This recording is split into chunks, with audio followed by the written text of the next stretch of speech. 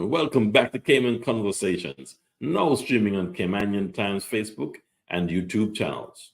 The Ministry of Health and Wellness is encouraging the public to provide feedback on the Pharmacy Bill 2023, as the public consultation period for the bill will run from 29 September until 30th November. The Pharmacy Bill 2023 will repeal and replace the Pharmacy Act 1979 and the Pharmacy Regulation 2017 revision.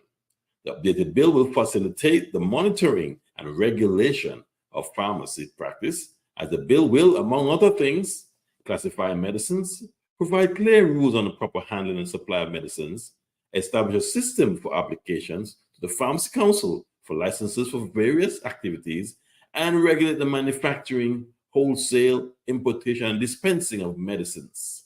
This week, we spoke with Dr. Janet Flynn, and Rudy Miles about the new Pharmacy Act. Good morning and welcome to Cayman Conversations. And today we have the great pleasure of speaking with Janet, Dr. Janet, and Mr. Rudy Miles. We're going to ask Janet just to introduce you members of the panel for me, please. Good morning, Cayman. So with me today are Dr. Nick Gent, Chief Medical Officer for the Ministry of Health and Wellness, Mr. Rudy Miles, Deputy Chair of the Pharmacy Council, and myself. I am Janet Flynn, Senior Policy Advisor for Health in the Ministry of Health and Wellness. Today, I'm here to introduce the Pharmacy Bill 2023. This bill has been long overdue. The current Pharmacy Act that we operate on is over 40 years old, and so we recognize the need to have a new pharmacy legislation. First and foremost, this bill is to protect the public. I can't overemphasize that. Protection of the public, protect the public. It's an outdated bill. It doesn't meet the 21st century needs, and it does not reflect the role of the pharmacist and the profession of pharmacy. There are a number of provisions that we've introduced, such as licenses for approvals to manufacture, do wholesale license, dispensing license. We have also introduced where you can bring in a drug for your own purposes, what we call under self-administration. So that's importation of your own medication under certain conditions.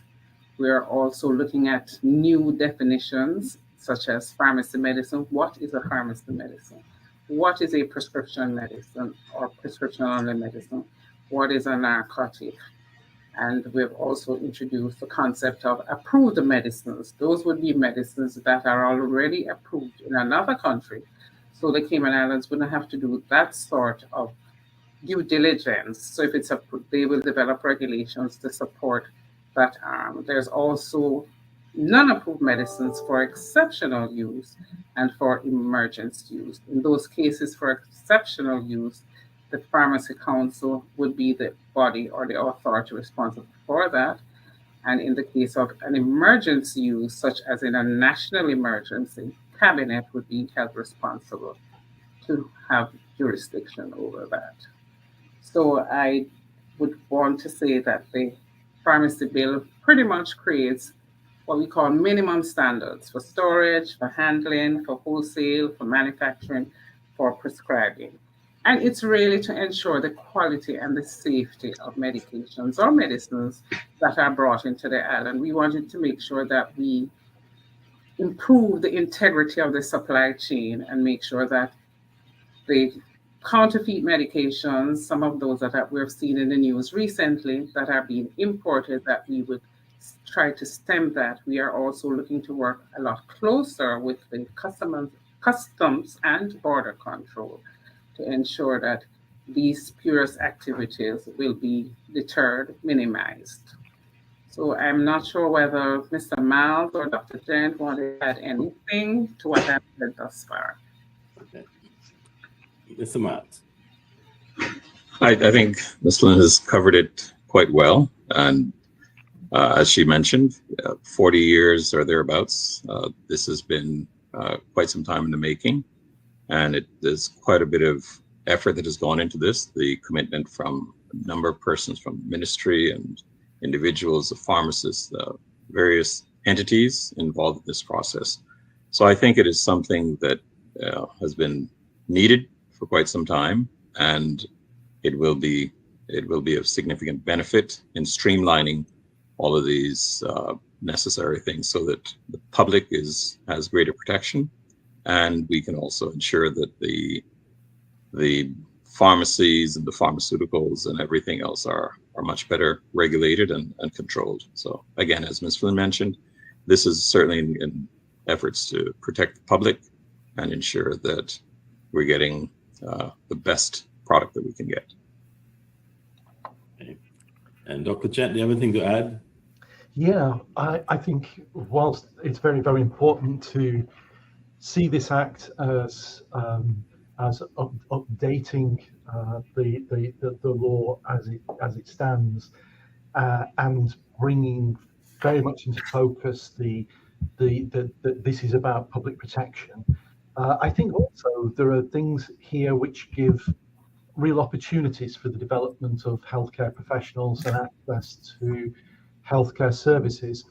One of the areas, and it's a very, very tiny little bit in the Act, but it says that where normally we expect doctors, dentists and vets to veterinary surgeons to have the right to prescribe medicines, it also gives us the opportunity in this bill to put into law the ability to recognise other clinical professionals to be able to extend their role and to potentially have the rights to prescribing certain medicines in support of their patient care.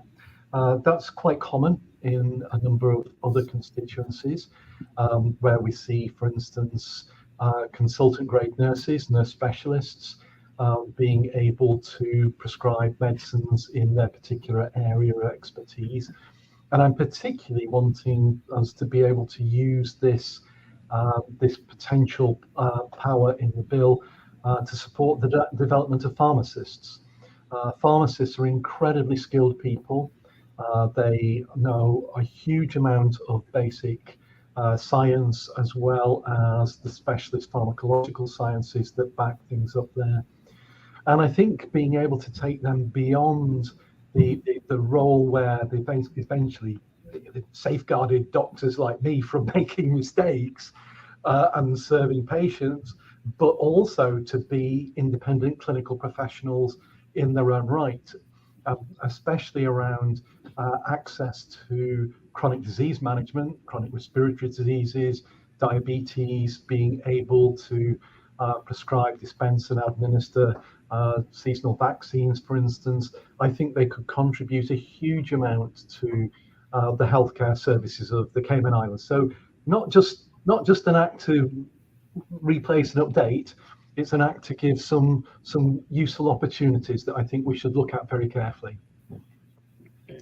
And thank you, Dr. Gent, and I would like to thank you for your just overview of what this bill is all about. I understand that we're looking for some input from the public during this consultation period. And will you be having meetings in the districts? And what actually are you looking for from the population? Janet? Well, we're looking for not just the population, but professionals. It's anybody and everybody who's got interest, whether or not you're at the receiving end because you get given a prescribed medicine and take a prescribed medicine, or whether you're a health professional that's involved in planning and delivering the care. So it's everybody. I can't say I can remember off the top of my head exactly all the details of the consultation, but I know that my diary is being filled up with events that I've got to go to, speak out, to introduce, but more importantly, to listen. And I've noticed today we're already starting to get some really good quality advice about how we can sharpen up the law, meet the patient needs better, and so on. So people are already talking to us. But yes, I do know that I've got alongside Janet, Rudy, and a few other people, we've got quite a list of places we've got to be seen, we've got to talk to. Some of them are public-facing events, some of them are radio shows, requested by people like yourself, some of the time it's going to be. I'm sure there will be opportunities for people to dial in and ask questions on the air as well. Okay, right, very good. I have a question for Mr. Miles, member of the council. From time to time, when I go to the pharmacy, I get concerned that am I getting the right medication, the right dosage, the right types, and like you mentioned, they have they expired. And I look at the persons who are actually preparing the orders, and I wonder who regulates those individuals, the pharmacy technicians or the pharmacists. And can you give me an idea who does that or who's responsible for regulating those?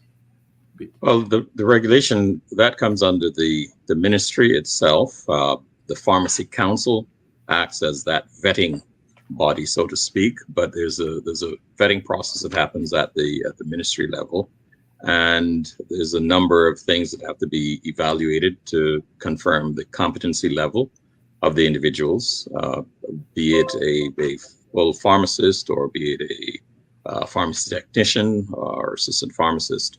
So those regulations are very much detailed and in place, and there's a strict criteria for them to be qualified. So I think certainly the Cayman public can be confident in the process and know that the person standing behind that counter is qualified to provide them with assistance and counseling. And when I say counseling, giving them advice with regards to the medication, certainly in consultation with what the doctor has prescribed. But they're professionals in their own rights. Well, just to add to what Rudy said, is that all healthcare professionals are registered and licensed under the Health Practice Act. And that's what the councils use. They have certain criteria, how they register practitioners on the principal list or the provisional list or the institutional registration list. And then they have their own in-house. Each council has its own in-house. So that's an act that's passed through cabinet and parliament.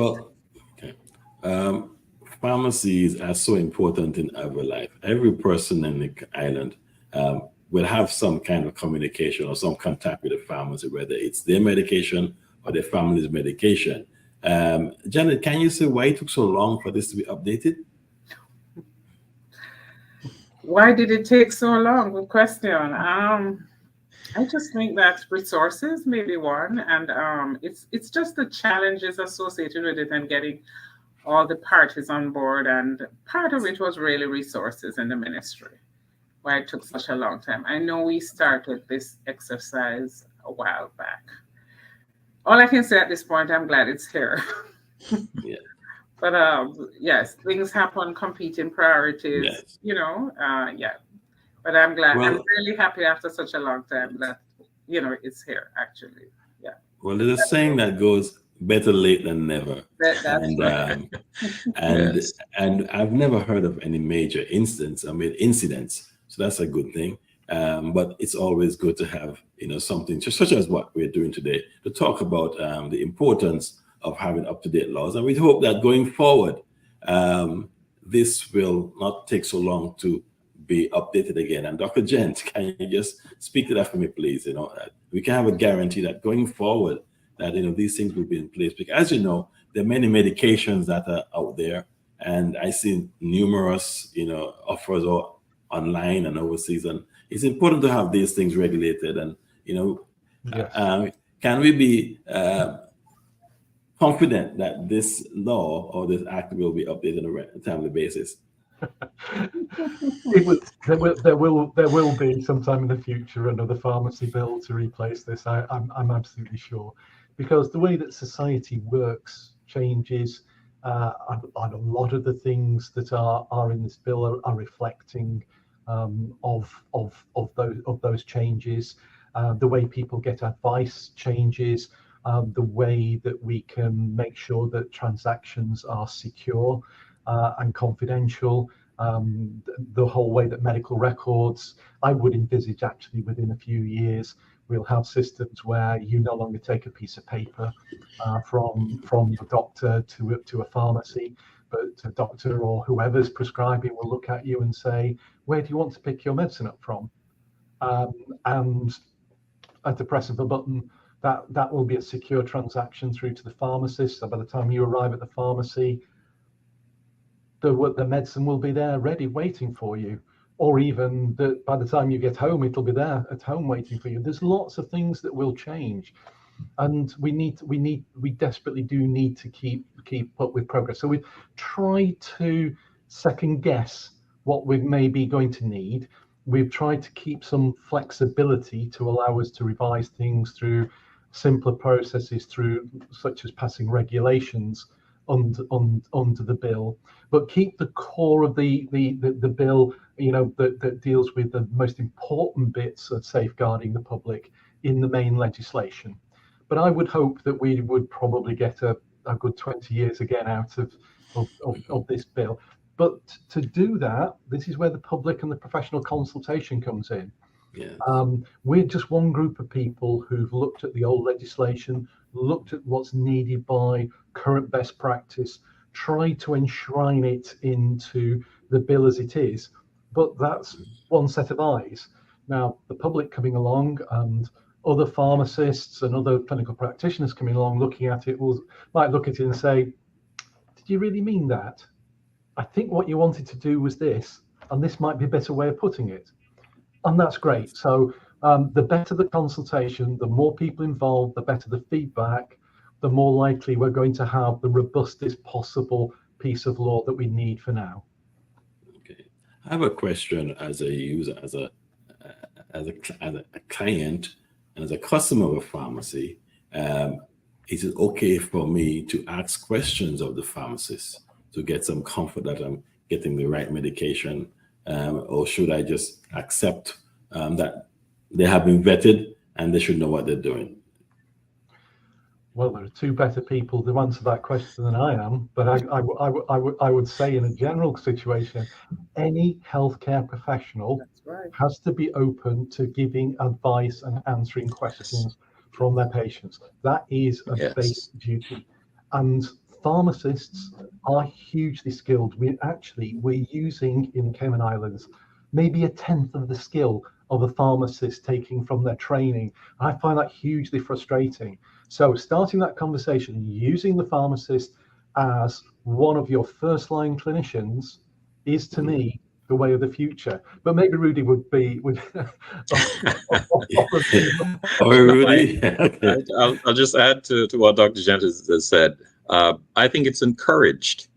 My role on the council is that of the layperson, for example, bringing a perspective to say, okay, as that layperson out there, as that customer walking in, what are some of the things that may be of interest to me? What is it that I want to know? And we do encourage customers to their pharmacists, ask the questions. I think the pharmacists are very much willing to give that advice, clarify things that may be of concern to the customer, because if that customer is happy and contented about what they're taking, if they have more knowledge about it, they will feel better about taking it rather than taking it at home and putting it on the shelf and say, well, I don't really think I need it. The pharmacist can give them some advice in consultation with whatever the doctor has outlined to say, this is why the doctor has prescribed this for you. Any questions you have can be answered. Yes, Janet, go right ahead. Most pharmacies may have, in the olden days, we used to call it a confidential corner, but now they probably call it a consultation room. So if you wanted to say something that you didn't want anybody else to hear, but I think, as Rudy said, it's encouraged and the dialogue is there. And just like how any healthcare provider, it shouldn't be restricted to your doctor or the nurse. Any of your healthcare providers, you should engage them and ask any questions, And I must say that my experiences have been good. Whenever I get my prescription, a number of pharmacies, they take me aside and explain to me, what the dosage should be and those kind of things. And so I must say my experiences with pharmacies on the island have been good. And it is clear to me that they're well educated and expert at what they do. And now I can see why they have to be that way, because of the vetting situation, and also the laws that have been put in place, and like what we're talking about today. So can you say, Dr. Gent, and I always come back to you first, how important it is that this law is there. It's enormously important. Being able to procure medicines of good quality, assure their safety, ensure that people can have access to them at the right time they need them, to make sure that they're getting medicines which they won't interact with each other, are fit for the purposes of the illness that they're being used for, and that people can be guided and supported by a person who really understands these things as best as possible, and that we have as rich and a diverse as possible group of clinicians to support people is absolutely necessary to a modern healthcare system. And this bill is one of those foundations of that. It might sound on the surface that it's a very restricted thing, that, oh, it's just a pharmacy bill, and that's just about where you can get medicines from. But it's not. This is the glue that holds an awful lot of clinical services together and make sure things work effectively and they work safely. Janet, I have a question for you. And as a person with a financial background, does this law address the cost or the increasing costs of medications? Janet? No, unfortunately, no. There's no provision, or there are no provisions in the law to address cost of medications. I think we'd have to delve into more, and I stand corrected by the CMO, in terms of some kind of essential medicine list, probably a formulary. And that's another exercise at some time. Yes. But I'd probably allow CMO to speak more to that. It is a difficult one. An awful lot of the healthcare system in the Cayman Islands is built on an insurance and private provision basis. And so the ability for us to be able to intervene in cost terms is a bit limited. However, there are some small elements in the proposed bill here. For instance, the ability to substitute a generic medicine that's biologically identical to, I'd say, a named brand. That can often save a lot of money. I know in countries where there is a requirement that the pharmacist should only provide the generic unless a prescriber says, no, it must be this particular brand. Because sometimes that's right, because sometimes there's a difference in what we call bioavailability between brands, but that's actually unusual. But being able to say, that's expensive, is there not a generic equivalent that's a cheaper price? That's a way forward. And the countries that have done that and said that should be the norm have saved a lot of money off their drugs budget. Because sometimes it's not the very expensive items that we're talking about. It's lower cost items that people have to take through the whole of their lives. So things like treatments for blood pressure, treatments for diabetes, and so on, the costs rack up on those. And where you can substitute a generic, you can make quite a long-term difference. Okay. Well, we're getting close to when we're going to say goodbye from this segment. Can you give us some information as to how the general public can provide feedback? So feedback can be provided to mohfeedback@gov.ky. That's an email address that comes straight to the ministry, mohfeedback@gov.ky. There's also, if you go on the ministry's website, there's a barcode that can be scanned that takes you to the Citizens Guide. And that way you can submit your comments as well, or any kind of feedback. And we ask persons to just read the bill, read the Citizens Guide. There's also an FAQ that's on the ministry's website, and provide any comments, feedback, because we think this bill is important for every person living in the Cayman Islands, because at some point we all take medicines at some point, irrespective of whether it's prescription, pharmacy medicine, or what we call the traditional over-the-counter medicines. So it's important that everybody provide their input. Okay. Any final words, Dr. Just thank you very much for this opportunity. Yeah, because through your good offices, more people will hear about this, and more people will be able to help us to get this right for them. Mr. Miles? Yeah, we're just encouraging everyone to get involved. The more information we have, the more consultations we have, the better quality. It is hoped that we can be putting something out there that will last for quite some time. And we encourage everyone to get involved and help make the process better. Okay. Janet? Well, public consultation ends on the 30th of November, so there's still some time. We have shows for the record and Talk Today. And we also going to do some of the medical, like the Cayman Islands Medical and Dental Society and the Health Practice Commission. So the various councils, health practice councils that fall under the Health Practice Commission. So we're planning ahead as to what we plan to do in terms of rolling out the consultation process. So that ends on the 30th of November. So we look forward to having comments and getting everyone involved. Well, thank you very much. And my special guest, I want to thank you for coming on today and just updating us on what's happening. I think this is very important. And as I said earlier, everyone on the island at some point in life is going to have to visit a pharmacy. And I think that this is critical and that we should pay attention and give feedback. Thank you and have a wonderful day. Thank you. Thank you too. Take care.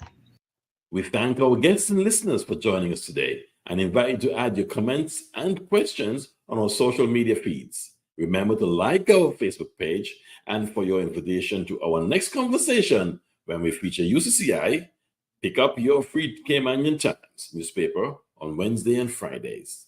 Cayman Conversations is a production of the Cayman Times newspaper. Until next week, have a great weekend and be Cayman kind.